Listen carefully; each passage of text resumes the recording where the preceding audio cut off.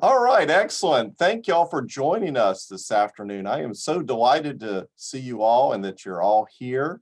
This is a wonderful occasion. This is the 2020 Presidential Address and Awards Ceremony here on March 4th, 2021 at the Louisiana Historical Association. We're just delighted that you're here with us this afternoon. I want to, of course, welcome you and call to order our meeting. Our first item is to, of course, recognize and acknowledge those members who have passed away. And we have several very important members who are not with us anymore, and we are delighted now to remember them and all that they gave us to the Louisiana Historical Association and the historical community in the larger sense.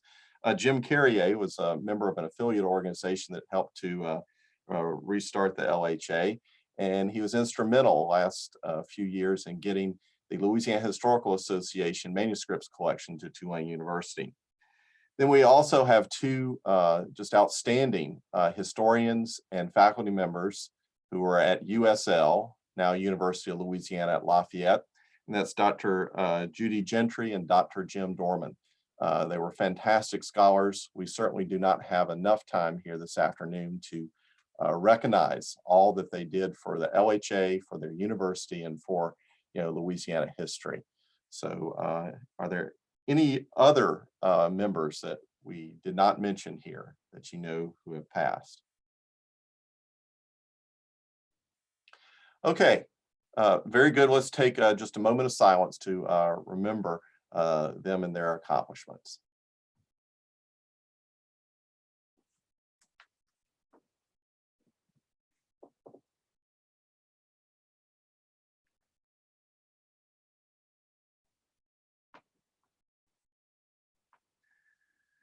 All right, well, thank y'all very much for that. We certainly want to remember those members who gave so much to the LHA. What we're going to do first this afternoon is our awards. And we're just very delighted and excited that we have the opportunity to recognize from 2020 some of the accomplishments. And we have even some of the those getting the awards here this afternoon. So the first award we'd like to start with is the Kemper and Leah Williams Prize for the best book in Louisiana history. I'm going to turn it over to Jason now. Thanks very much. I'm pleased to be able to announce the winner of the 2019 Kemper and Leah Williams Prize. As most of you know, the Williams Prize is awarded to the author of the best book on Louisiana history that was published in the preceding calendar year. So in 2020, we presented the 2019 award, or would have done if the pandemic hadn't intervened. Before I announce the winner, I'd like to briefly acknowledge and thank the prize committee, which then consisted of my colleague John Lawrence at the Historic New Orleans Collection, Dr. Charles Pellegrin, Dr. Daniel Usner, as well as administrative support of Matt Farah. The review and selection process requires a considerable amount of time and effort and thought on everyone's part. For the year under consideration, there were 22 worthy entries from diverse authors and publishers, and it was a formidable task to reach a conclusion about which one was the very best. But in the end, the Williams Prize Committee selected Dr. Sophie White's book, Voices of the Enslaved, Love, Labor, and Longing in French Louisiana, published by the Omohundro Institute of Early American History and Culture and the University of North Carolina Press. In Dr. Pellegrin's words, this groundbreaking research challenges what historians previously knew about the lives of the enslaved and gives a voice to those who would have otherwise been thought lost to history. And Dr. Usner added, through meticulous translation and deep reading of difficult to reach colonial documents and nuanced analysis and thorough contextualization of these documents, Sophie White features the thoughts and voices of enslaved people like no other study of early slavery in Louisiana. So on behalf of my colleagues at the Historic New Orleans Collection, which jointly administers the prize with the Louisiana Historical Association, I'm very pleased to announce Dr. Sophie White as the winner of the 2019 Williams Prize. Her selection continues the very high standards established by previous winners, and we are very pleased and proud to recognize her work today. Thank you.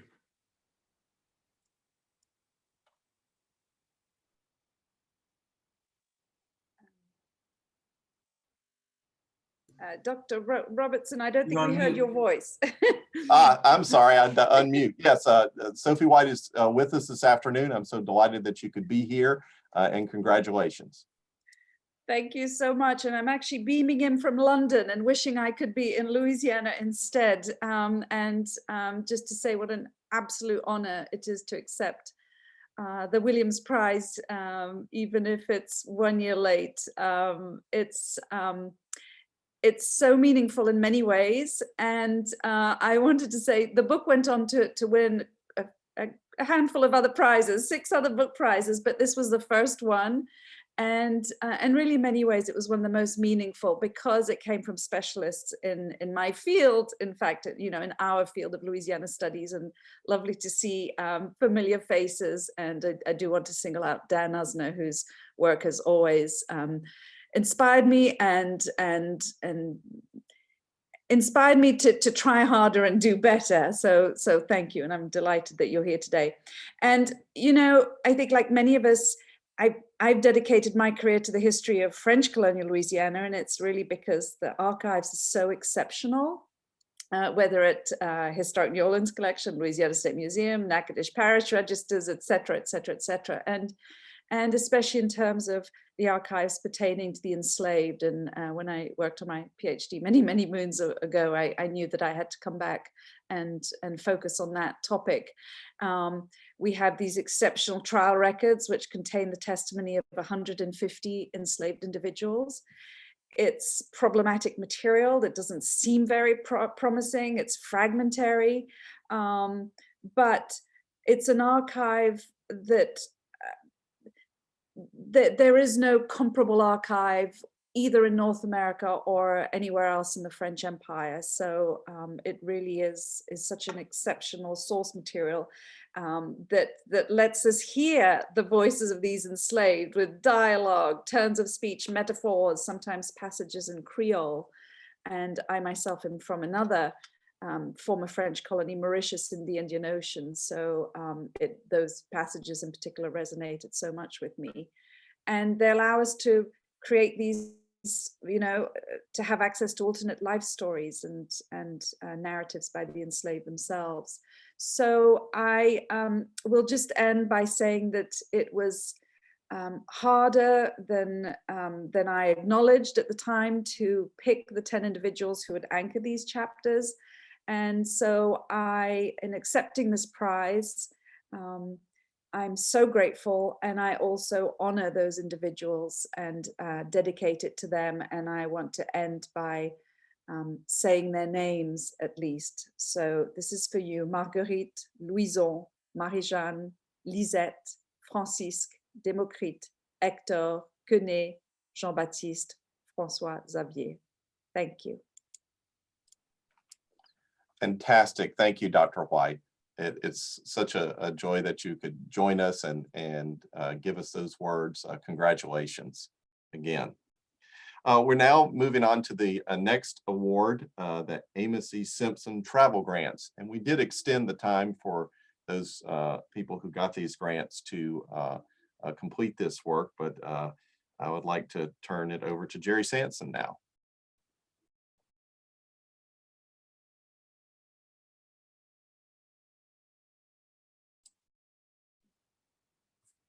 Okay, I think we have everything set now.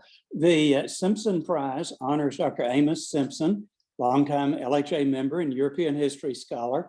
Simpson, World War II veteran, was a member of the history department at the University of Louisiana at Lafayette from 1956 until 1995. He co-founded the Center for Louisiana Studies and was noted for his service to European history section of the Southern Historical Association. The Amos E. Simpson travel grants are awarded annually to offset travel expenses related to historical research in Louisiana archives and libraries. The committee that judged the 2020 entries was comprised of Jerry Sanson, Sam Shepard, and Alicia Long.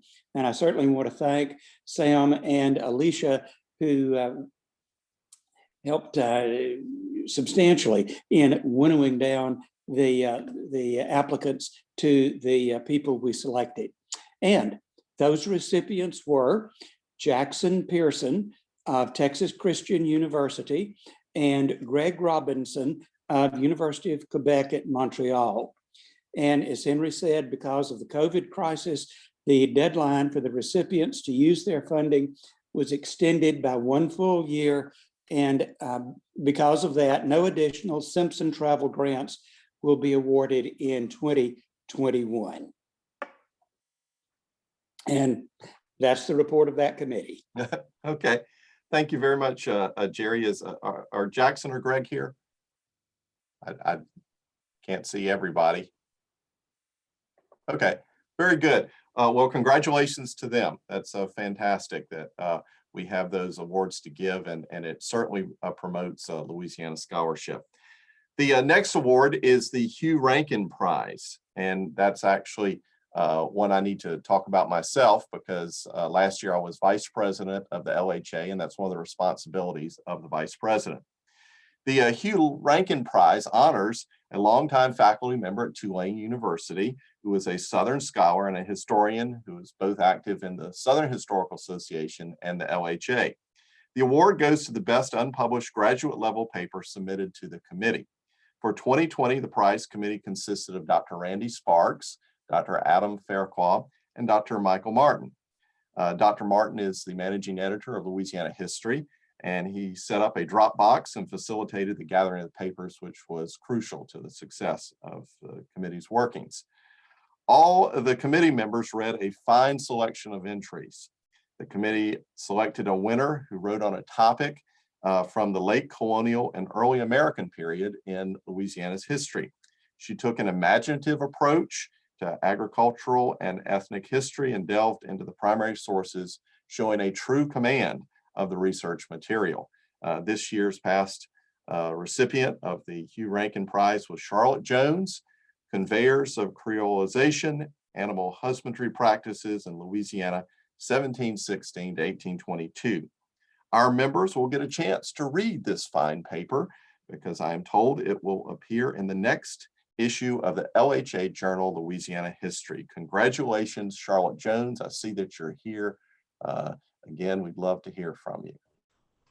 I'll keep it brief, but thank you. And a big thank you to Dr. Michael Martin, who has been patiently editing the very last touches of the paper before it's published in the journal. So that was fun tracking down sources that I haven't looked at in 2 years. But I just wanted to say thank you to Dr. Nick Spitzer, who's actually in his class that I wrote this paper. And as some of you who may have listened to a session I did in October, I have been taking this different approach with this livestock history. And it's primarily focused on the impact of mules, which we don't think about anymore as a common household item, but they were. And this took me down a different rabbit hole with actually looking at creolization, the process of creolization through cattle brands, through cattle brand registries.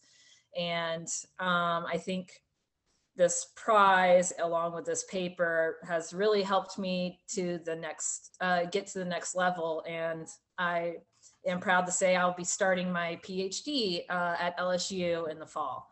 So thank you for, well, I happily accept this award and I'm very grateful. So thank you for that. Thank you so much.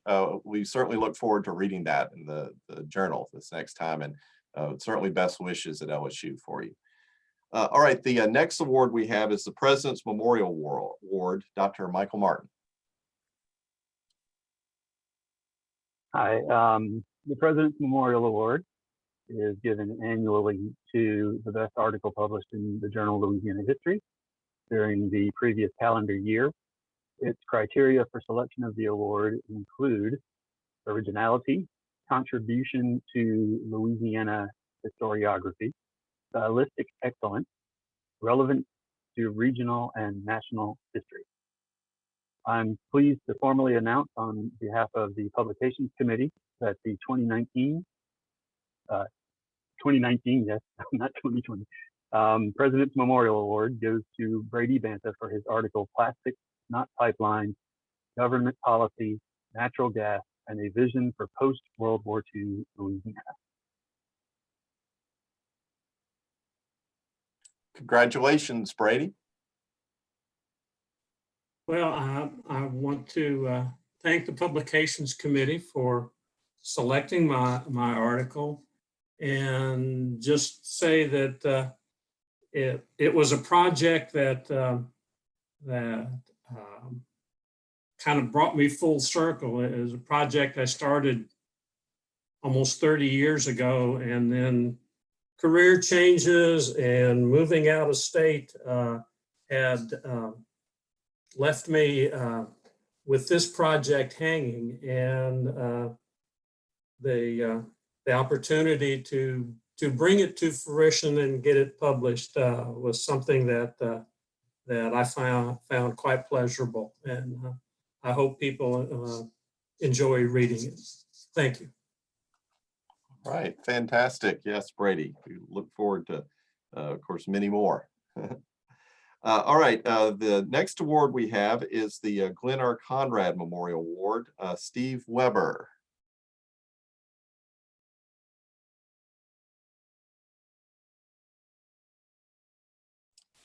Is Steve with us today? He was there. Okay. Steve is here. He has turned his mute off, but it appears he might be having some audio problems. Okay. All right. Okay. Well, we'll come back to you, Steve. Let's move on. Henry, I can give the report if you'd like, if you want to keep. Oh, okay. Sure. That's fine. Stepping in here kind of on the fly, the Glen Conrad Prize is named for the longtime managing editor of the journal Louisiana History. He also served as secretary treasurer of the organization for a while. Glen was a professor. Oh, there's Steve. Great, Steve. You can take it away. Take it away, Steve. Okay. Unmute your mic, and I think it'll work.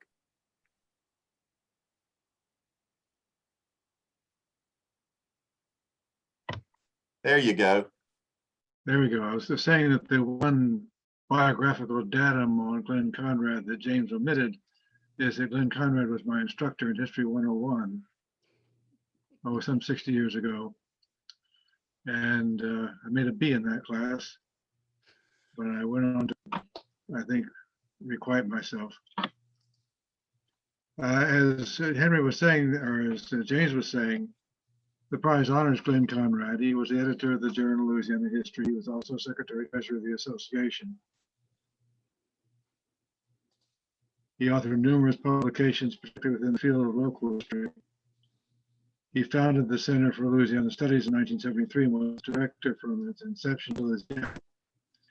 The prize is awarded annually to the best published article on any aspect of Louisiana history from any source. And we're pleased to report that the recipient for 2020 is Professor Catherine Olivaria of Stanford University for a very timely, although we didn't realize at the time, article entitled Immunity, Capital, and Power in Antebellum New Orleans, published in the American Historical Review in 2019. Among other things, explores the importance in antebellum Orleans of being immune to yellow fever by having had the disease and survived it. I want to thank Virginia Gould and John Sacker, who also served on this committee, and it was a pleasure to do so because there was a lot of interesting and educational fare we enjoyed. All right, thank you. Congratulations to Catherine. Is Catherine with us? Yes, there you are. I am. Hi Thank there, you. coming in from California to you today. I'd like to thank the prize committee and the LHA. This is a huge honor. And I also did not expect that my work would be quite so timely. When I started writing this article, it feels many moons ago now, but it's, I joke now that I write about yellow fever by day and I worry about COVID-19 by night. And, when art starts to imitate life a little bit too much, can be, quite a lot. But I hope, in fact, I hope we see an end to this pandemic, soon. And I'm absolutely delighted that and deeply honored to be accepting this award. So thank you so much. Fantastic. Thank you, Catherine, for all your work. And as I've said to others, we look forward to even more. All right, so the next part of the program is the Louisiana Historical Association Fellows. I'm going to ask Mary Farmer Kaiser to begin.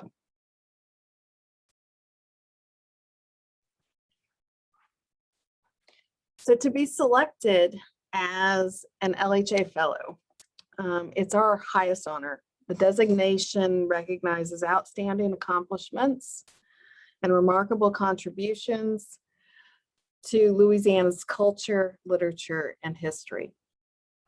I could not be more pleased to introduce this year or last year's honoree. I'm not sure. I say this because this honoree today is far more than my colleague. He is someone I admire greatly. He is someone who has taught me much about Louisiana, our history, our culture, our life. And he is one of my dearest friends. He is, as my 16-year-old daughter put it when I recently mentioned that I was preparing for his fellow introduction, one of my most favorite fellas. So I first met our honoree today 19 years ago at an LHA meeting in, I think, New Iberia. But by that time, I had been a member of the faculty at UL for a few years, and my then department head, Vaughn Baker, who is here with us today, was preparing me for my first search committee. That was a beautiful time. You remember when we could hire? Vaughn took great care at that LHA meeting to make sure that me and my colleague Bob Carricker met two young historians who had applied or were going to apply for the position. They had both done their MA degree in our program, and as she hinted, and I will say here that the word hinted is probably not strong enough, that they might be a good fit for our department. We smiled and nodded as any untenured, young, smart faculty member would do in that situation. And then we grumbled a lot as we walked away together. You may not know this about me, but I really hate being told what to do. Plus, Bob and I aren't from around here, and we were young faculty members convinced that our department had already done far too much hiring of faculty from these parts. So yes, I fully admit that when I left that LHA, I was resistant. Sure, these guys were nice and eager, but there was little chance I thought they'd be competitive enough in the applicant pool to convince me to hire one of our own. I was wrong, dead wrong. Our honoree is a gifted educator. He is an engaged teacher, a careful advisor, and a dedicated mentor. Since moving to the graduate school, one of the things I miss most is talking regularly with this colleague about teaching history. He thinks deeply about teaching and mentoring, and he pushes all of us to do likewise. When working with graduate students especially, he commits to teaching and mentoring fully. We have all had strong students and weaker students. He understands how to reach and to develop each and every type of student he encounters. He has always been a sought after mentor by graduate students. They know that if they commit, he will commit to them and to their research. And any undergrad student who takes his Louisiana history course comes away with a deep understanding of our history and an excitement for it. Indeed, I once joked that I needed to sit in his class to shore up my Louisiana history knowledge. And it didn't take long before I found myself riding with this colleague to area libraries to jointly lead multiple LEH relic programs on Louisiana history. I have no doubt that he got tired of me, I would say his sidekick, saying, "No way, that's not possible," and explain. I consider myself fortunate to have had the extended time to talk Louisiana history and even more to learn from him. during these community reading programs. His students say the same. Our honoree is an exacting scholar who understands how to reach diverse audiences. His work as a historian of Louisiana has broadened our understanding of the state in important ways. Whether he's recounting Louisiana's political history or the transformation of Cypress Lake here at UL from a lover's lane to a, quote, buffalo wallowing grounds pigsty Cypress Grove, to an emergency water supply to the now beautiful park-like setting. Whatever the story, he brings the history and any audience to life. His scholarship on Russell Long offered an important re-examination of the powerful senator from Louisiana. Often overshadowed by his father and his uncle, Senator Long was one of the nation's most powerful lawmakers in post-World War II America.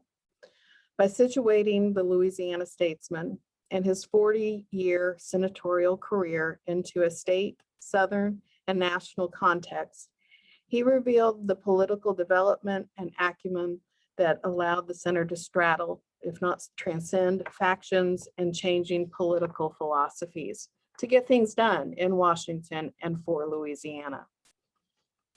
Remember when that was done? Our honorees' scholarly contributions extend far beyond understanding political history. He took on the formidable task of co-authoring an 8th grade Louisiana history textbook. He's compiled and corralled authors for 5 edited collections on Louisiana history.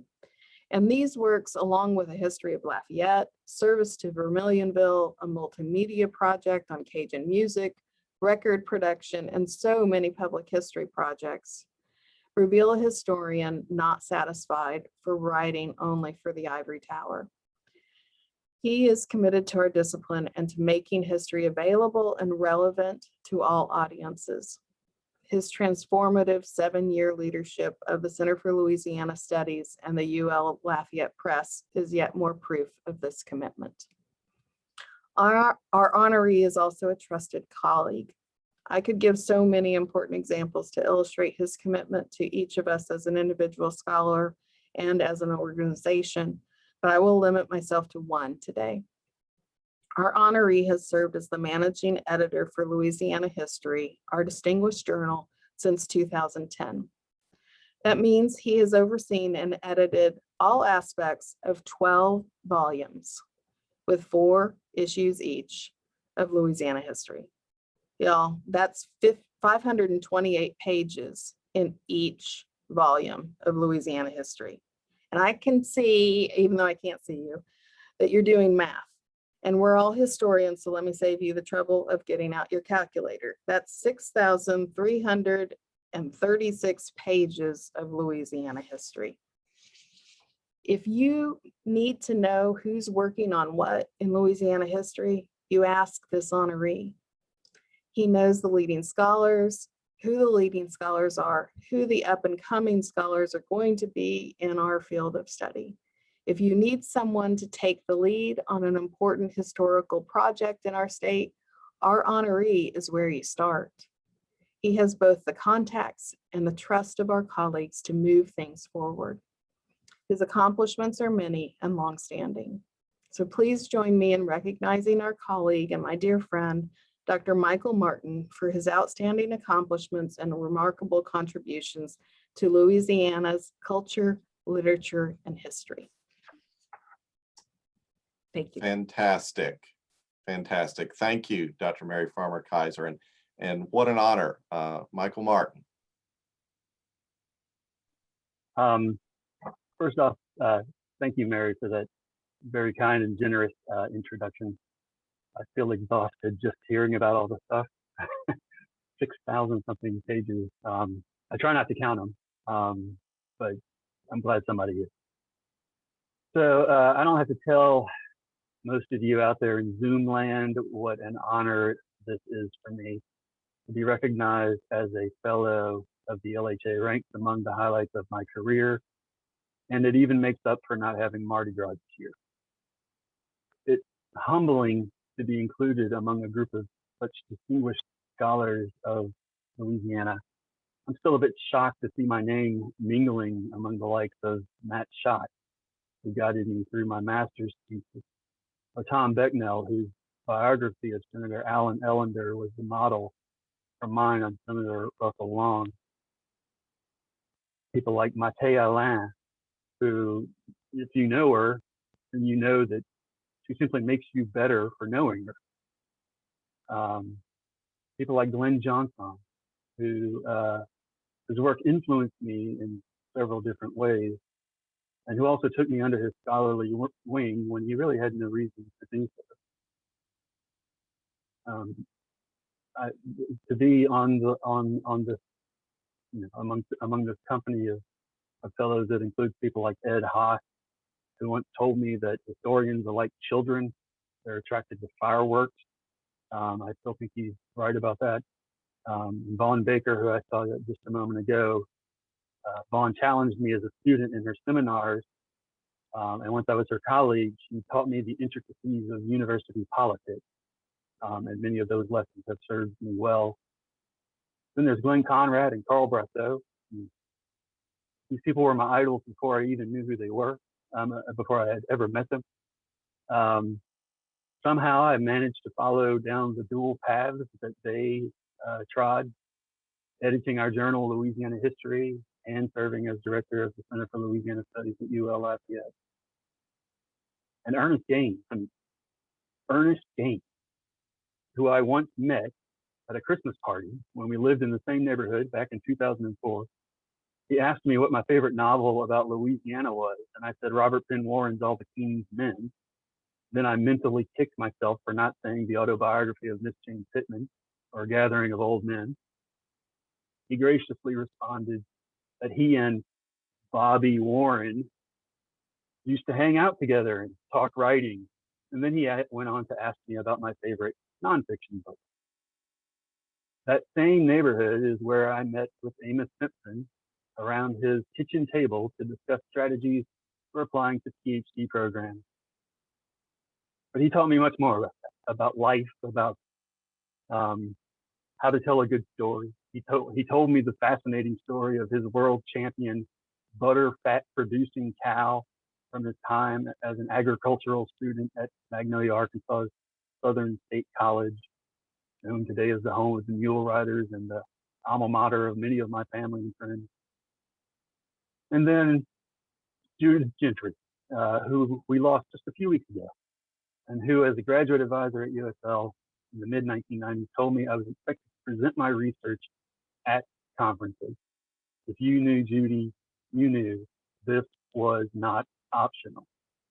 Her requirement to present led me to my first LHA meeting, 1997 in good old Bossier City. Brady Banta commented kindly on my paper.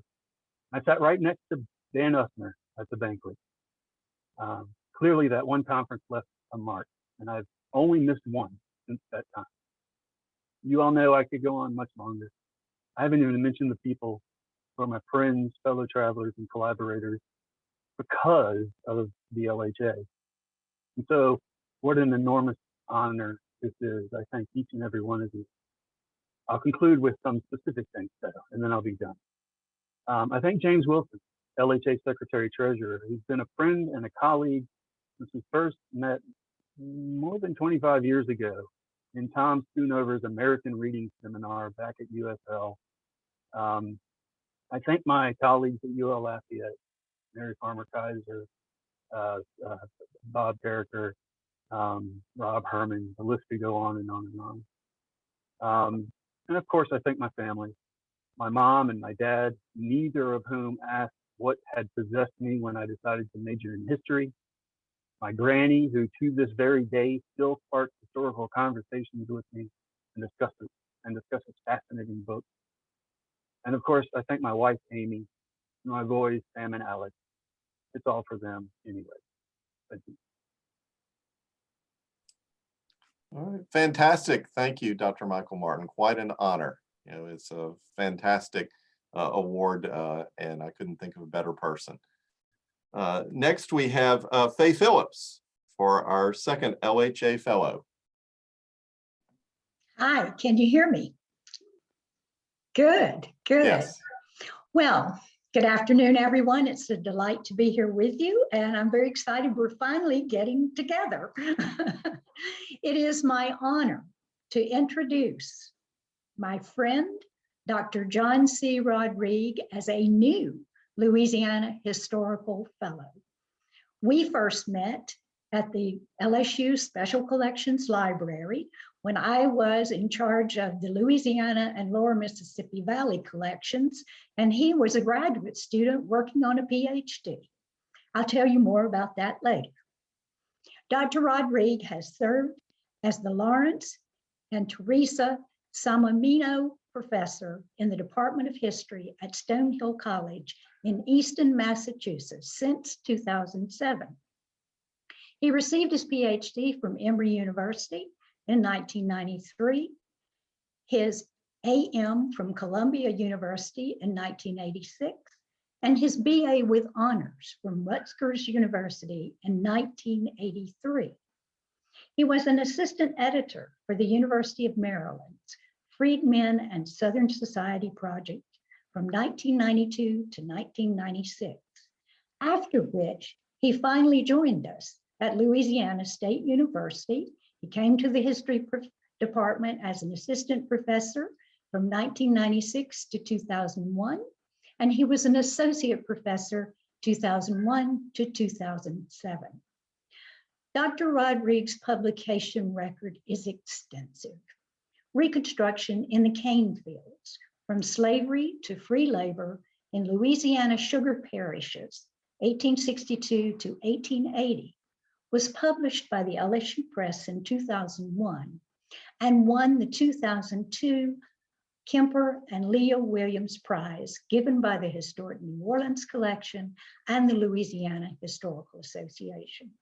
His Lincoln and Reconstruction was published by the Southern Illinois University Press in 2013 as a volume in the Concise Lincoln Library series.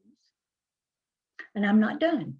Additionally, Dr. Rodrigue served as the editor for Louisiana, a History, 6th edition, which came out in 2014, and as a contributor to Freedom, a documentary history of emancipation, 1861 to 1867. Land and Labor, 1865, issued by the University of North Carolina Press. He's published, too many to list, essays, articles, book reviews, and review essays in the most notable journals, especially Louisiana Historical Association Journal. And he has also contributed to a number of entries to the Oxford Encyclopedia of American Social History, the Oxford Handbook of Reconstruction, the Encyclopedia of the Reconstruction Era, and to the Encyclopedia of Labor and Working Class History. Currently under contract, and as I understand, recently submitted for publication to the Cambridge University Press, is his book, Freedom's Crescent, the Civil War and the Destruction of Slavery in the Lower Mississippi Valley.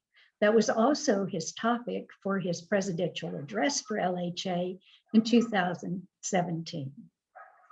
His work for the Louisiana Historical Association includes serving as vice president 2015 to 16 and president 2016 to 17. And he served as chair of a few committees, programs, publications, and my pleasure to work with him with ad hoc archival heritage committees over many, many years.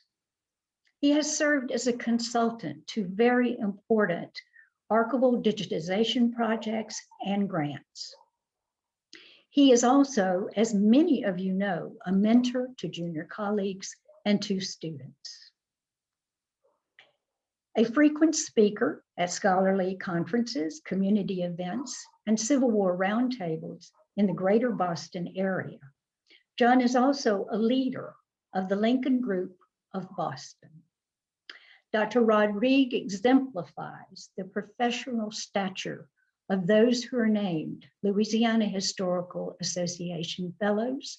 As you may have noticed, he finished that dissertation, and I take just a tiny, tiny bit of credit for that wonderful book that went on to win many awards.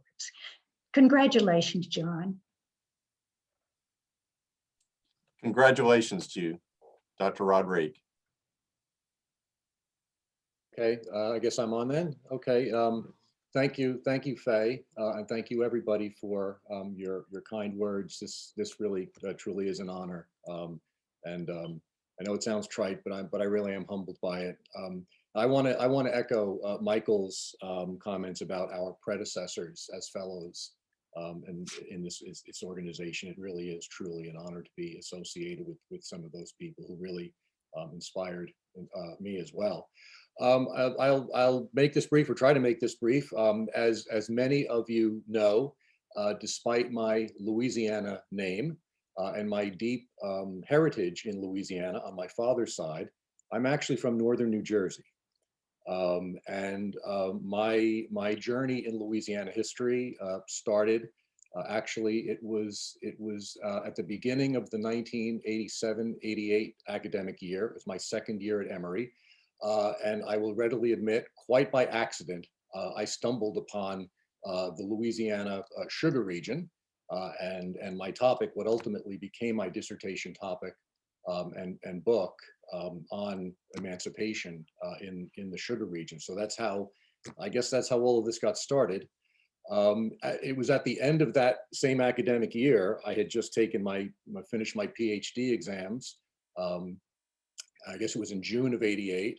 And that's when I made my first research trip out to LSU, to Hill Memorial Library. And as Faye noted, that's where I got to know Faye. And Faye does deserve a good bit of credit for that dissertation and book. So yes, she can claim that in good faith. I guess Faye is probably the person that I know longest in Louisiana history circles. I won't say my oldest Louisiana friend, but the one that I've known longest of all of the good friends that I've come to know in Louisiana history and in the LHA. So thank you so much, Faye. It was an honor to be introduced by you into the Society of Fellows. It's especially meaningful for me to be inducted along with my good friend Michael Martin, just another one of the many friends who I've known to come and love in this organization. And just hearing Mary Farmer Kaiser's comments on Michael just makes me prouder to be inducted along with him, and to ride his coattails, if I might say.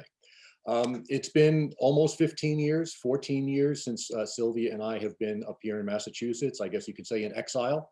And I can't say enough how much we miss Louisiana and miss our Louisiana friends. And I do, in many respects, miss being able to bring Louisiana history and culture to the wider public. That was an important part of my previous position, and I really do miss that in many respects, genuinely.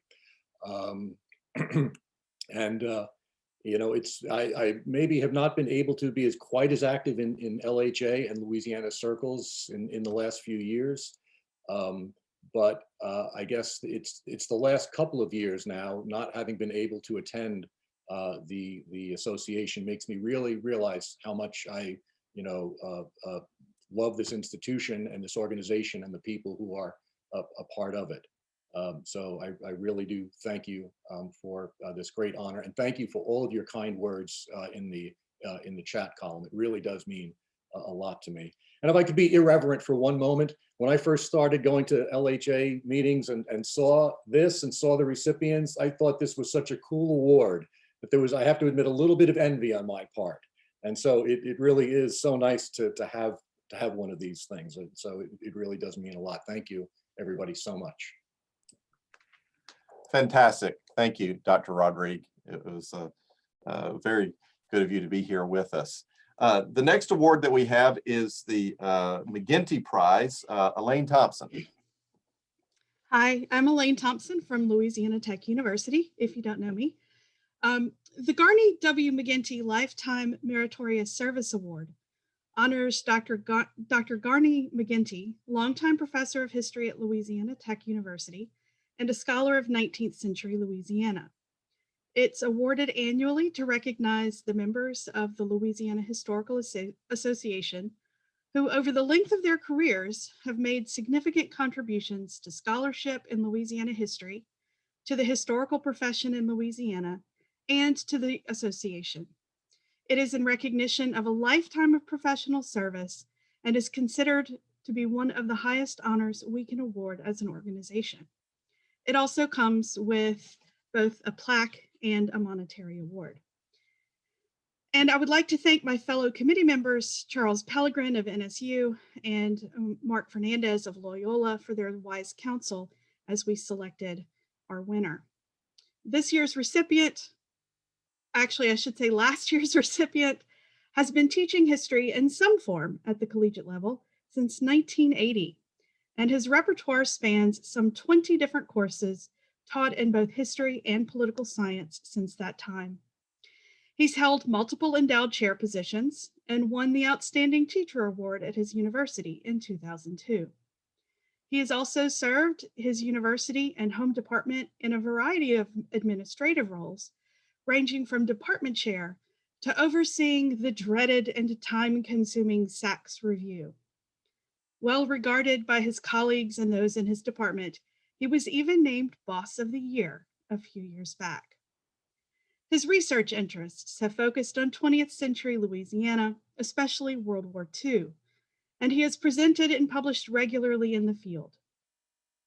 While reviewing his CV, I actually gave up counting the number of presentations and publications he has published or presented, and instead I started counting pages.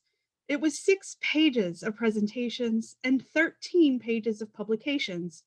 By the way, that includes 20 pieces published in Louisiana History, the journal of this very association.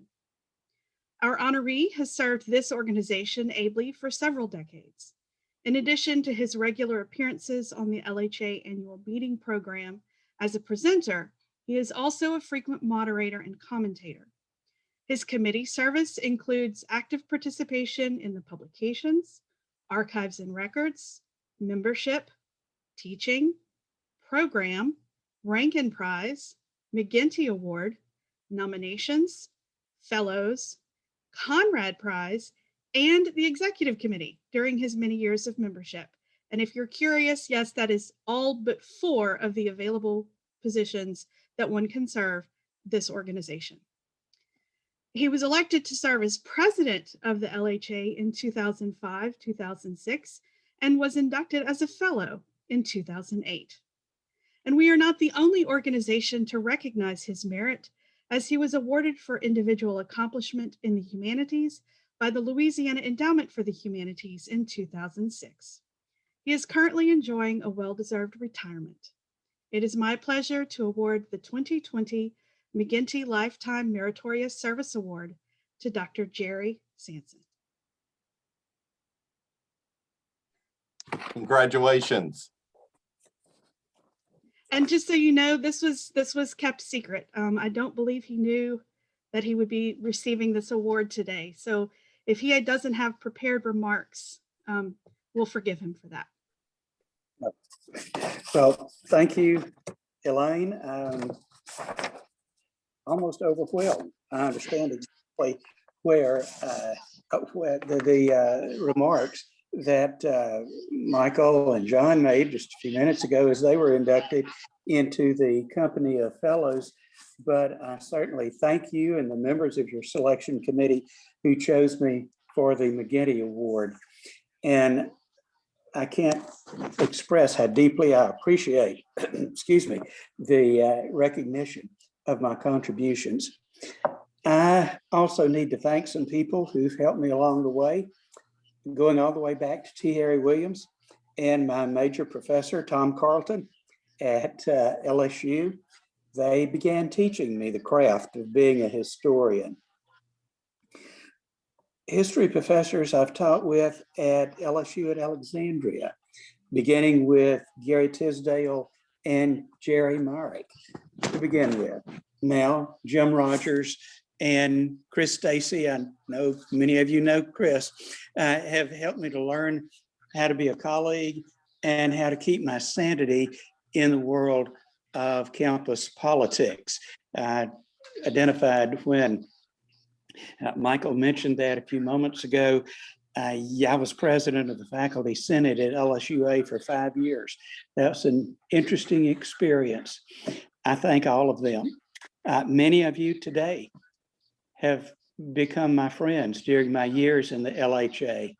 I certainly won't try to remember you all, but I do have to mention Bill Robinson, Janet Allyered, Sam Shepard, Charles Pellegrin. Thanks for always being there. I don't know how many of you know this, but I was Brady Banta's graduate assistant in the LSU Measurement and Evaluation Center many, many years ago. Brady explained to me one day about this historical association he had found that we needed to join. We joined the LHA in 1976, never expecting, of course, that both of us would eventually serve as president of the organization.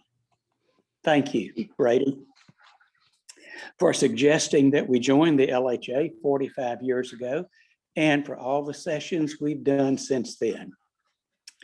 Finally, I thank my wife, Becky, and my son, Benjamin. As I said in the acknowledgements for the new edition of my Louisiana in World War II book, both of them have heard more about the home front during that war than they have ever wanted to know. They've put up with that and with my absences for research, conferences, presentations, and other activities with good humor and more grace than I deserved. Thank you all. Thank you so much, Jerry. That's fantastic. This concludes the awards section of our program. I want to, of course, congratulate all those who received awards. So let's give them all a round of applause now. Yes, thank you. Well, we've come to the point in the program that I think all of you have been waiting for, and that is, of course, the presidential address. It is my honor this afternoon to introduce the president of the Louisiana Historical Association for last year. I want to remind everyone that we moved the 2020 as well as 2021 meetings to a Zoom format. And I've actually really enjoyed the presentations that have taken place over this past fall and into the winter. We have a new set of presentations that will be coming up this month as well as next month. So kudos to Bill Robertson and to Shannon Freistack, the program chairs, who of course brought us these wonderful panels this past fall and winter, and now coming up here in the spring. So it is my turn to introduce Dr. Elaine Thompson. Dr. Thompson is an amazing scholar. She is a dedicated academic, a great friend, and she epitomizes the best and brightest of Louisiana. Born and raised in Clinton, Louisiana, she made her way from East Feliciana Parish to Centenary College in Shreveport, where she received a BA in history summa cum laude. She went on to graduate school at Rice University in Houston, where she received an MA and PhD in history. There she worked with the eminent historian and longtime editor of the Journal of Southern History, John Bowles.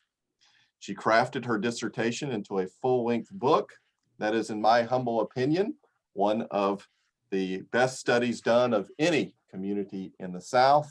ULL Press published the book in 2014. It's entitled Clinton, Louisiana Society, Politics, and Race Relations in a 19th Century Southern Small Town. Dr. Thompson is an associate professor of history at Louisiana Tech, where she has taught for the past 17 years.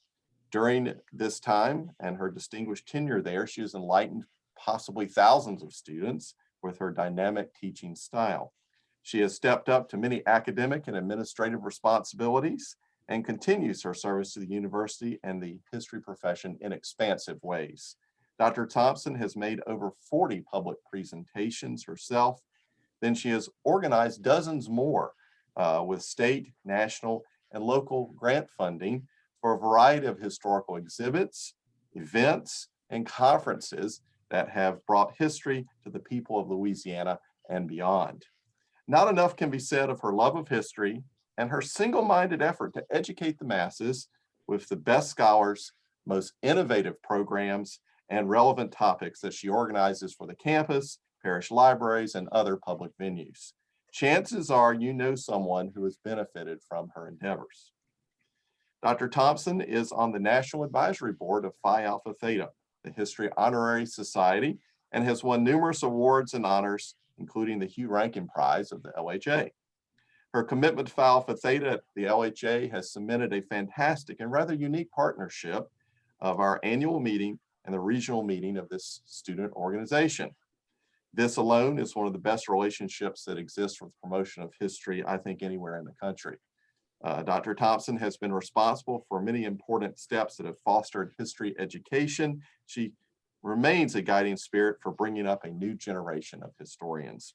Her research interests continue, and she is in the progress of writing and editing a number of additional volumes and articles about Louisiana's history. Well, the most interesting accomplishment, which some of you may not know, is that 10 years ago, back in 2011, Elaine appeared as a contestant on the television show, and it's a game show, Jeopardy! You probably have heard of this game show. This feat she did in her spare time, which is truly amazing. To be honest, I didn't catch the episode, all right? However, later I was watching a morning features program. They were presenting a profile on Alice Trebek, and the film they used was from the game show that Elaine was on, and she appeared complete with her lightning responses. You know, she proved to be a very formidable contender. This Louisiana historian came in second with $7,601 into Final Jeopardy. Who is Dr. Elaine Thompson? You know, I think there is no question that we will all see many more great things from Dr. Thompson, additional awards and honors, and all of this comes from a lifelong dedication to the study and presentation of Louisiana's fascinating history. It's a pleasure now for me to give you this opportunity and ask for you to give a warm welcome for this afternoon's LHA Presidential Address. The topic is Benevolence, Brotherly Love, and Harmony, Community Building Among German Jewish Merchants in Clinton, Louisiana, Dr. V. Elaine Thompson. Thank you, Elaine. Thank you very much for that introduction, Henry. And I just would like to point out for the record that my Jeopardy appearance does not appear on my CV.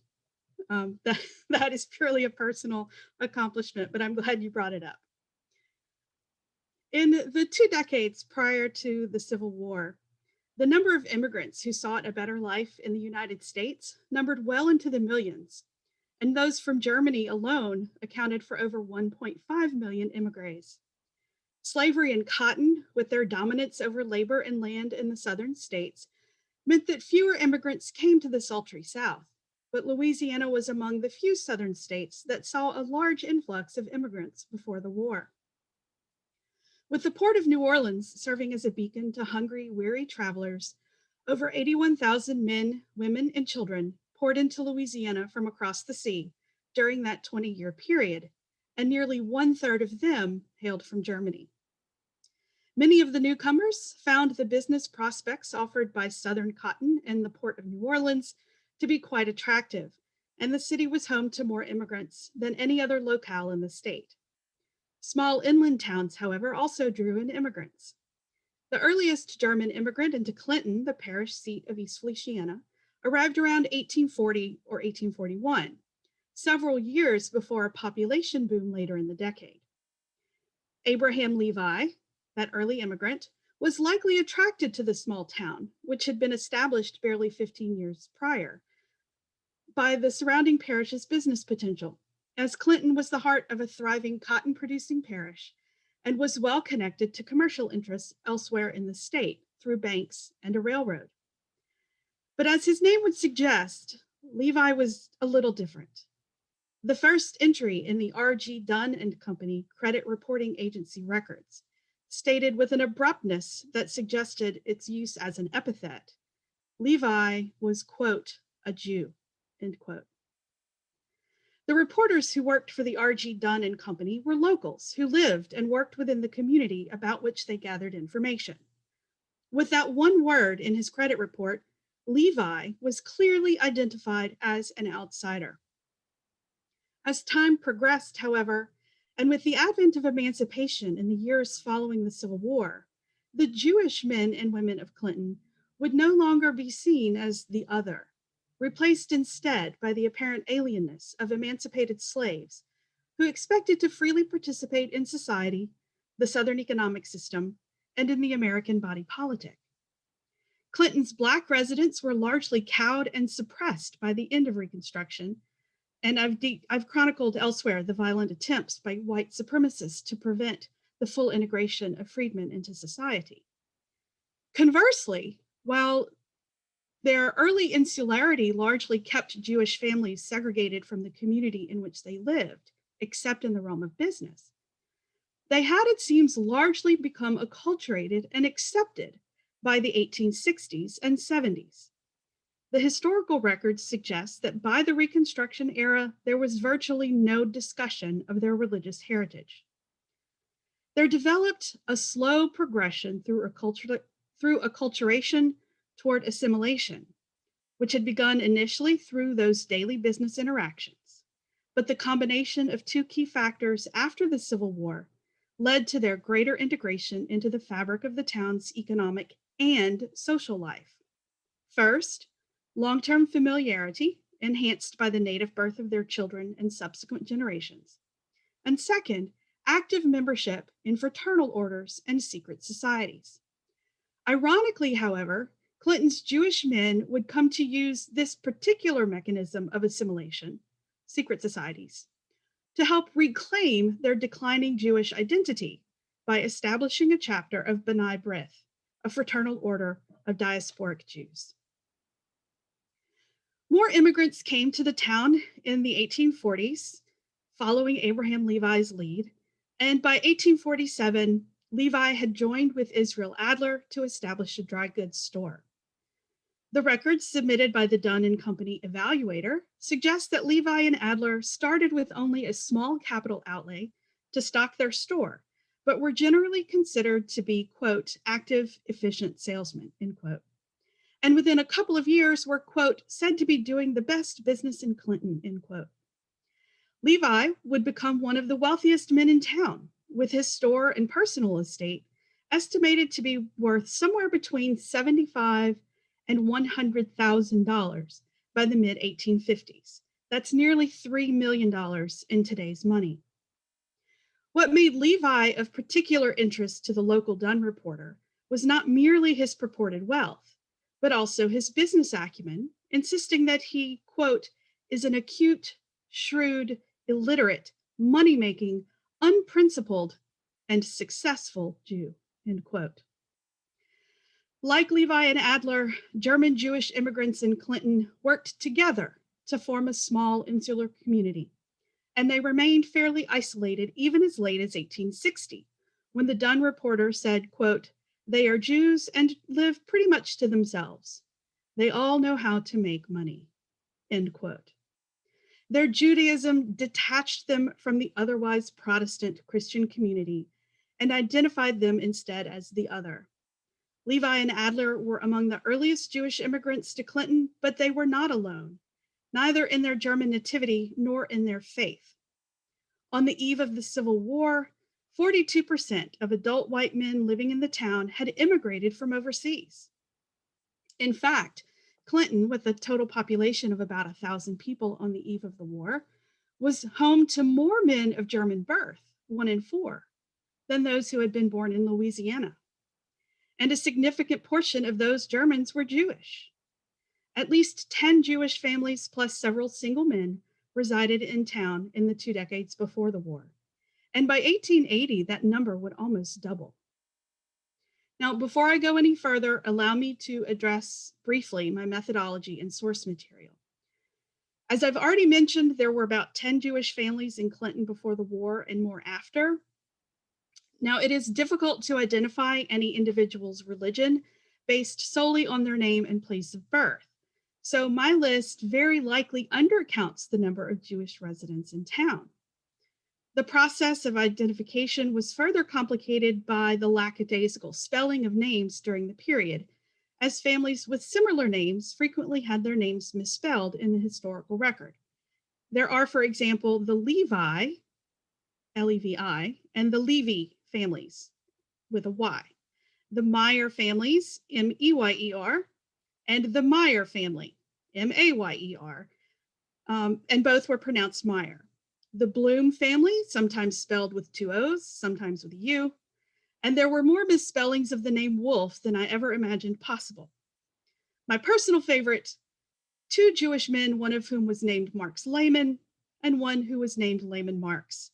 And it took me a couple of weeks to establish that they were in fact two separate people.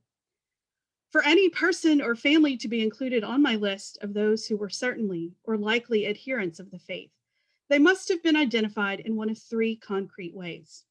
One, they were specifically identified as Jewish in the R.G. Dunn and Company records. Two, their surname appears on headstones in the Jewish cemetery in Clinton. Or three, they appeared on the roster of the B'nai B'rith Jewish Fraternal Order in the late 19th century. The acceptance of German Jews into the fabric of daily life in Clinton during those early decades was hard-won. Even as the locals flocked to Levi and Adler's store to do business, some people did not seem to trust them, in part due to their foreign status generally, but more specifically due to long-held stereotypes of Jewish greed. The Dunn Reporter in 1853 relayed a story about Levi's business dealings, suggesting that, quote, the character of the house may be judged by the following occurrence. A box of merchandise was shipped lately from New Orleans to mills in Cleveland of this place. On its arrival, it was delivered to the house of Levi and Adler, who retained it, saying nothing about it to the rightful owners, who were about to commence suit versus the Steamboat Company when the goods were discovered, end quote. Levi and Adler were not the only merchants in Clinton, nor were they the only ones of their faith to open a business there. Of the identifiable Jewish folk in Clinton before the war, the vast majority of them worked as merchants, clerks, or peddlers. Only 3 Jewish men worked as skilled tradesmen, and at least one of those had become a dry goods merchant by 1855. These merchants conducted business at every scale, from Abraham Levi's $100,000 a year firm down to Mrs. L. Wolf's, quote, small business that sells to Negroes mostly, end quote, which was considered safe for only around $250 to $1,000 of credit, depending on the year. Business connections were often reinforced, not just through friendship, but also through familial connections, which generally enhanced the insularity of Clinton's Jews and maintained their status as an isolated community within the larger social framework of the town. Most local German Jewish men preferred to marry women who had been born in their native country. Only 3 of the Jewish men in Clinton before the war married American-born women. Even as late as 1880, Clinton's Jewish men still preferred to marry within their faith, usually the first-generation American daughters of other Jewish immigrants. Census records also indicate that families tended toward residential clustering, living in close-knit groups along the same 2 streets in town. Most households were made up of simple nuclear families, but young relatives or clerks would often be found boarding with their relations and employers. Samuel Kahn, for example, both employed and housed Louis and Julius Kiefer, his brothers-in-law. Elder businessmen mentored young clerks, formed business partnerships, and sometimes disbanded and reformed with new partners or as agents on behalf of their wives, all within the small-town Jewish community. These residential and business and familial patterns consolidated their insularity during those early years. Despite the limited interaction with the community outside the business realm, the reputation of individual Jewish merchants tended to rise and fall with the success of their businesses. Abraham Levi, who has already been described as shrewd and principled by the R.G. Dunn Reporter, was later hailed by those who monitored the the creditworthiness of local businesses as, quote, Jew of the right stamp, end quote, as his business grew. As the wealthiest merchant in town in the 1850s, Levi upgraded his business and moved to New Orleans to open a factorage firm in 1855.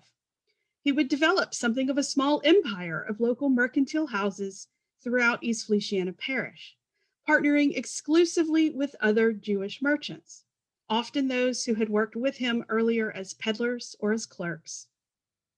His partners included those from the Bloom, Adler, Kahn, and Reinberg families, with establishments in all three towns within the parish, Jackson, Port Hudson, and of course, Clinton, in addition to at least one, if not two, other New Orleans commission merchant houses. Levi's longevity in Clinton generated trust over time among those who patronized his business. Newcomers had to work hard to earn the trust of locals, however, and like Levi, their trustworthiness and character seemed to parallel their business successes. New store owners such as Bloom and Leon were deemed no better than, quote, as reliable as Jews are generally, end quote. A. Schwartz was labeled, quote, a Jew who goes in for making money, end quote. Abraham Schlenkerl was accused of being, quote, addicted to the very common vices here of tippling and gambling, end quote. But as his business prospects improved, he would be referred to as, quote, an honorable, well-disposed man, end quote. When A. Meyer and Brothers first opened doors, the Dunn Credit Agency reporter confessed he, quote, heard nothing particularly versus them except their being Jews, end quote.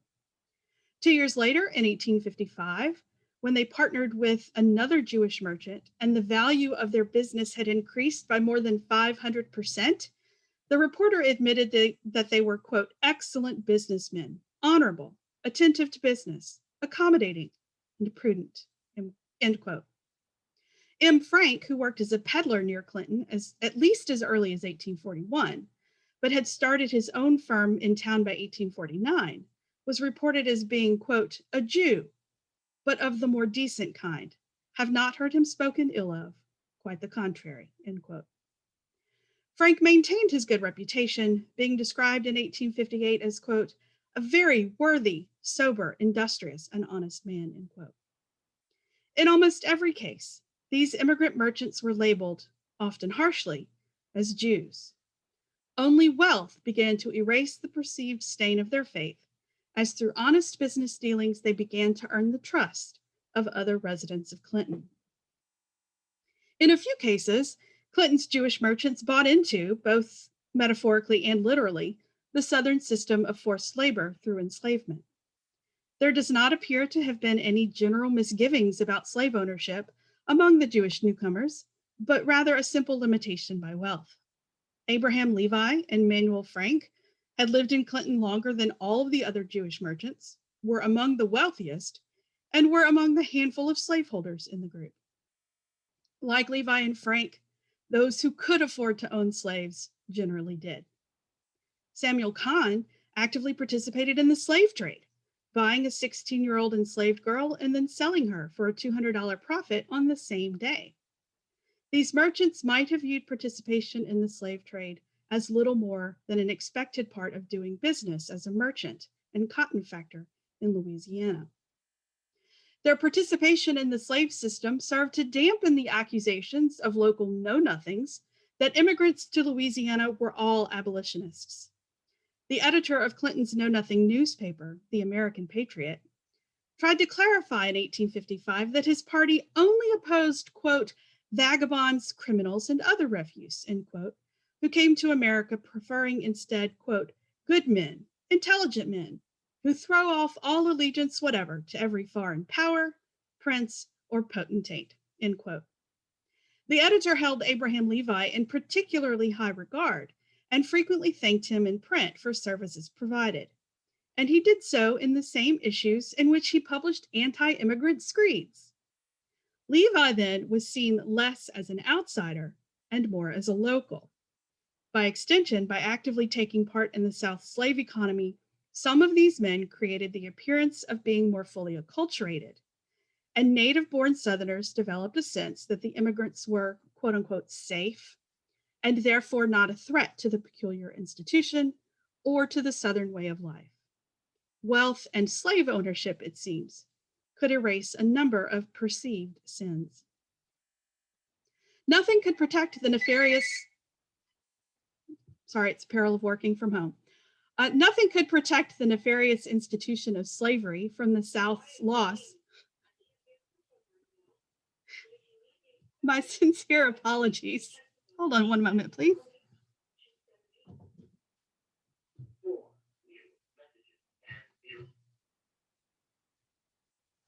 I may be the only person in the state who still has a home phone. Pardon me for that.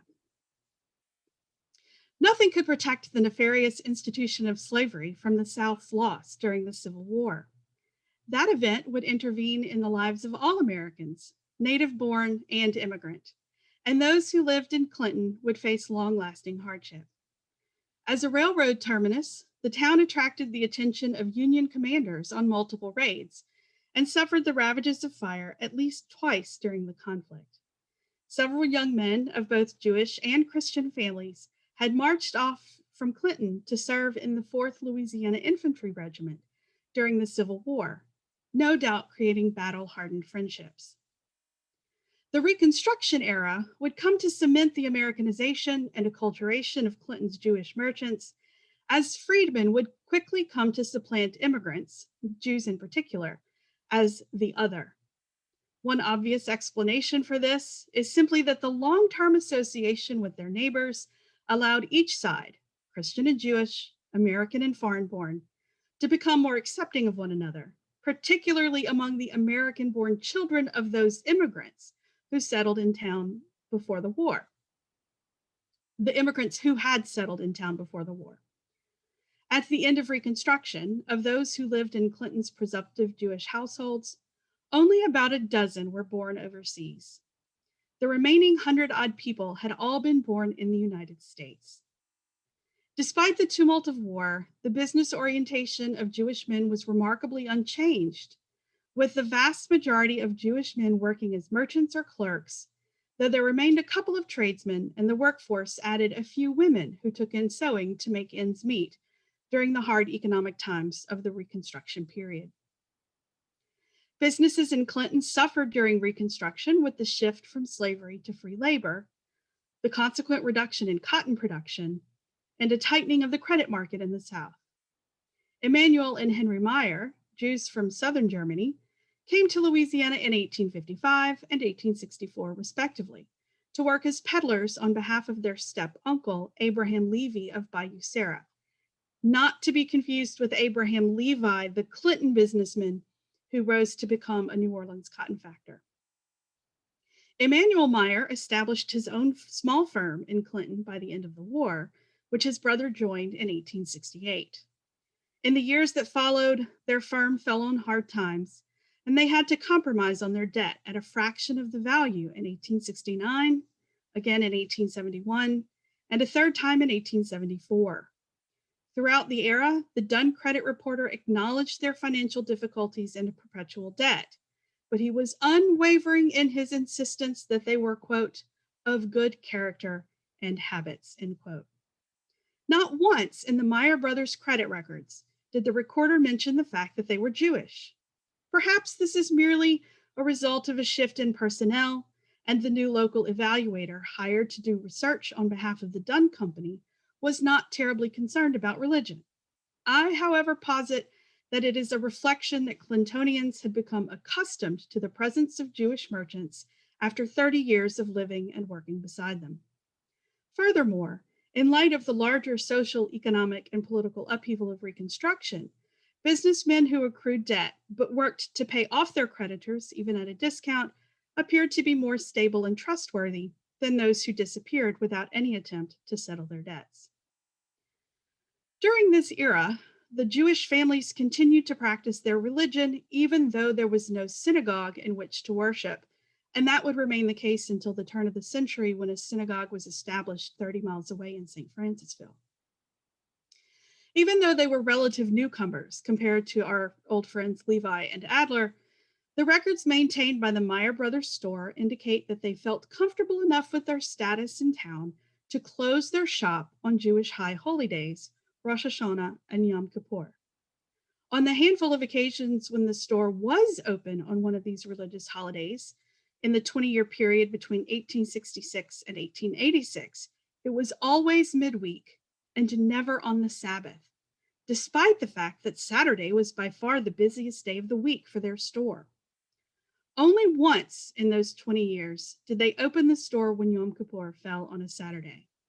They opened on Rosh Hashanah more frequently, 6 times out of 20 years, but again, never on a Sabbath. By the late 1880s and 1890s, however, it became commonplace for the Meyer brothers to open on holy days, 14 times for Rosh Hashanah and 8 times for Yom Kippur, even on the Sabbath. And that represents an increase of over 300% from one 20-year period to the next.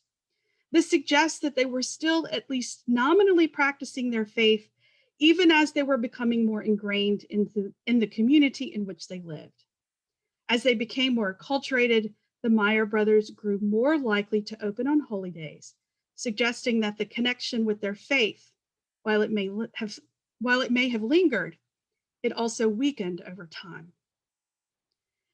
The economic bonds that had connected Jewish merchants to the people of Clinton began to radiate outward into political and social bonds, particularly as the perception of them as the other faded.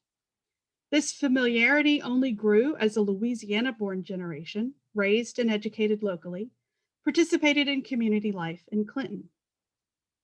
There are a few obvious indications that some barriers were beginning to fall even before the start of the Civil War. Manuel Frank became the first Jew to be accepted into Olive Lodge, the local Masonic organization, in 1852.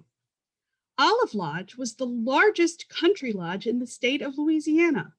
Only 4 New Orleans lodges could boast a larger membership. Jewish men represented only about 5% of Clinton's Masons before the war. And throughout the next several decades, they continued to initiate new Jewish members periodically.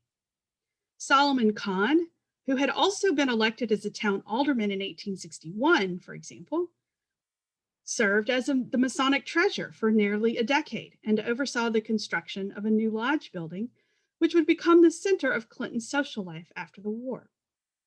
His election to both political office and ministerial office among the Masons illustrate that he was both well respected and deemed trustworthy by his fellow residents in town. In this way, we can view membership in secret societies as a proxy for Clinton's Jewish residents' acceptance and integration into the town's larger social structure.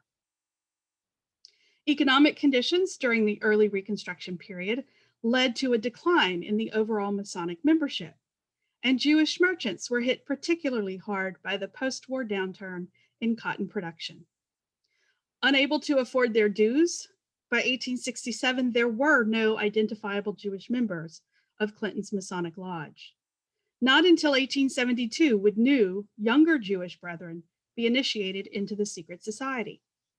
The post-Reconstruction records of Olive Lodge show an organization continuing to decline as fewer members could afford to pay the initiation and fees and monthly dues. Clinton's merchants, Jewish merchants in particular, still suffered financially.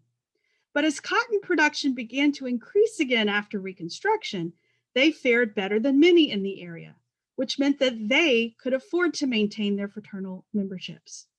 By 1876, 25% of the officers of the local Masonic Lodge were men of Jewish descent. And peak Jewish membership in the lodge occurred in 1893, when they represented almost 20% of the brothers. The Independent Order of Odd Fellows challenged the supremacy of the Masons as the dominant fraternal order in Clinton, and they too welcomed Jewish members. The Masonic Grand Lodge for the state of Louisiana lamented the encroachment of the Odd Fellows as early as 1841, asserting that the upstart organization, quote, has been the cause of great harm, end quote, by imitating the rites and insignia of the Masons. Furthermore, the Grand Lodge argued, quote, "A man who has taken a secret oath in order to be admitted into a secret society cannot take another secret oath in a different secret society without exposing himself to be at some future day under the necessity of being unfaithful to the one for obeying the other," end quote. Finally, they decreed that any man initiated into the Oddfellows was forbidden from joining the Masons unless he, quote, "renounced positively the said Society of the Oddfellows," end quote. Of the men in Clinton who were inclined to join fraternal orders, at least 25 ignored this directive. The same sense of fraternity and belonging that attracted men to join the Masons no doubt enticed them into the Oddfellows. These organizations served to foster camaraderie, cultivate new or bolster existing business contacts, and were even used to control the behavior of other members of the order. And for Clinton's Jewish men, these secret societies offered further options for assimilation into the community. There were 9 identifiable Jewish Oddfellows in the 1870s, some of whom would later go on to also join the Masons. However, as the Jewish community in town became more deeply entrenched and more American, both by birth and by culture, families began to develop an awareness of the loss of their religious heritage, of a kind of tension between assimilation and cultural integrity. The headstones in the Jewish cemetery in Clinton, for example, are riddled with grammatical and spelling errors in the Hebrew portions of the carved epitaphs, suggesting that Hebrew language skills were diminishing among the younger generations who were burying their parents. How then could Clinton's Jews work to reclaim their religious heritage?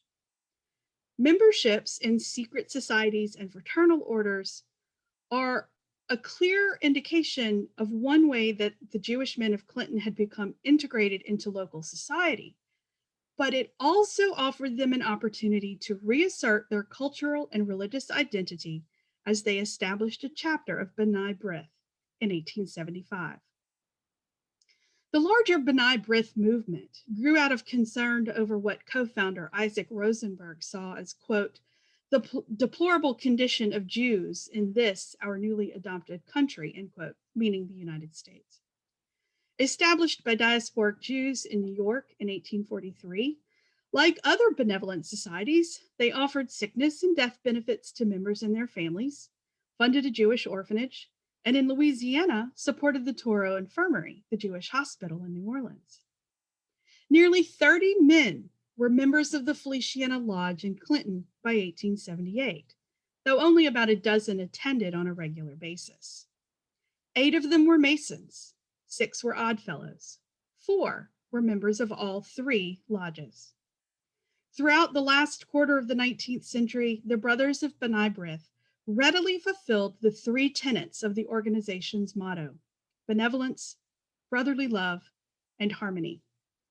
Benevolence was demonstrated by regularly supporting sick members and their heirs. The fortunes of the lodge mirrored the fortunes of the Southern economy and its local merchant members. Throughout the summer of 1878, for example, few members could pay their lodge dues, and the lodge could not pay their obligations to the district Grand Lodge, quote, "owing to the great scarcity of money," end quote, in the area. Despite the financial difficulties of some members, or perhaps even because of those financial difficulties, the lodge continued to pay out sick monies to afflicted members throughout the period, and committee members were installed to visit them regularly to gauge the progress of their convalescence. Brotherly love, the second trait described in the B'nai B'rith motto, proved to be nearly as scarce as cash on occasion, such as a months-long debate over whether officers had been duly elected in December 1878.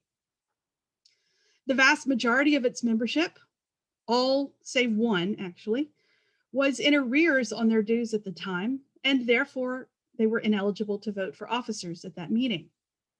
Members decided to suspend the rules and held a vote anyway. Over the next several months, the Brothers of B'nai B'rith argued whether the election was valid, and it was only fully resolved with the next semi-annual election in June 1879, by which time the members had all caught up on their dues and brotherly love was restored. The Masonic and Oddfellow lodges used peer pressure among their membership to limit misbehavior among their members. Likewise, the men of B'nai B'rith also used their organization to police the behavior of their brethren. The details of the accusations were never reported in the minutes of the society, but charges were periodically brought up against individuals for, quote, conduct unbecoming of B'nai B'rith, end quote. And although members frequently fell behind in paying their monthly dues, the men worked with each other to ensure that as many members remained on the rolls as possible. Despite financial difficulties, members were rarely suspended for non-payment of dues, and more affluent members sometimes paid the fees on behalf of their more impecunious friends and relatives. Even as Clinton's Jews strove to maintain and promote their faith and their unique identity within and among their Jewish brethren through B'nai B'rith, they also continued to live and work in a largely Christian community. To that end, they promoted the third tenet outlined in their society's motto, harmony. The most telling example of attempts to promote harmony with their neighbors arose in the summer of 1879 in a debate over blowing a horn to call their meetings to order. The horn in question was likely a shofar, a musical instrument typically made from a ram's horn, which was blown on high holy days like Rosh Hashanah and Yom Kippur. Clinton's B'nai B'rith blew a horn each Sunday to announce the start of their meetings. But in May of 1879, the members elected to stop the practice, likely in response to complaints from nearby churches that the ritual interfered with their worship services. They resumed the activity in August, sounding the instrument at 10 a.m., presumably a time that would not interfere with Christian services. Later reports suggest that complaints from others must have continued as they, quote, agreed that the horn should only be blown once before the meeting, each quote, end quote, in January of 1880. The issue would finally be resolved the May a year following, when the membership chose to move their meetings to Tuesday evenings rather than Sunday mornings, thus restoring harmony to the town. And I can't close out my discussion of the role of fraternal organizations in fostering friendly relations between Clinton's Christians and Jews without mentioning briefly the Knights of Hibernia. Catholics who lived in 19th century Clinton would have faced some of the same exclusionary social practices as Jews, as suggested by the earlier streak of know-nothingism that pervaded the town in the 1850s. An organization like the Knights of Hibernia, with a membership who were largely of Irish Catholic descent, would have given Catholics the same sort of community building structure that B'nai B'rith offered to the Jewish men. The truly curious thing about this organization of Irish Catholics, however, is that at least 3 of the members were Jewish. And to play on stereotypes just enough to make the situation uncomfortable, one of them served as the longtime treasurer in the 1880s. Frustratingly, I have found no further evidence of this organization or of the role of its Jewish members. What it does tell us, however, is that the Jews of Clinton worked hard in the decades prior to the Civil War to establish themselves as trustworthy businessmen.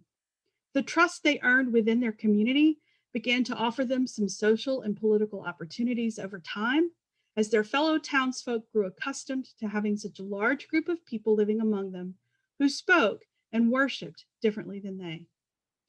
Post-war racial strife made the conflict between whites and blacks appear more significant than any conflict between Christians and Jews. The wide range of fraternal organizations in Clinton offered more meaningful, ritualistic opportunities to build up and develop relationships. Eventually, the Jewish fellowship in Clinton began to worry about their loss of a unique identity, but they set out to reclaim that identity by using one of the very mechanisms of their assimilation to do so. Thank you.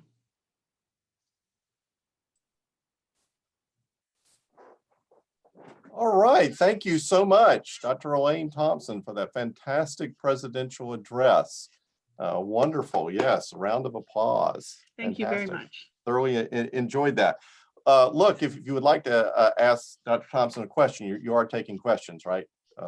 Well, we can do questions now, but I think that was sort of the point maybe of the breakout rooms. Perhaps Right. James can chime in on that. Okay, yes, I think we're going to have a breakout room where if you would like to ask Dr. Thompson a question, then we're going to, James Wilson is going to create a room where you can go in with Elaine Thompson to ask her, questions. But before we do that, I do want to remind you that we have a fantastic selection of panels that are coming up this month and next month at lahistory.org. And our next event is next week on Wednesday at 6 o'clock. That's the 2021 presidential address that I will be giving. It's going to be via Zoom, and you can use the same Zoom link that you used to get to this meeting. And also I want to announce that our 2022 meeting will be an in-person meeting in Baton Rouge at the Crown Plaza Hotel. Again, go to lahistory.org for other details, and the call for papers is now open. So I want to make sure everybody got that. But I want to thank y'all for being with us this evening. I'm going to head over to the breakout room as well. But remember to join the Louisiana Historical Association at lahistory.org for all the benefits of membership. Thank you.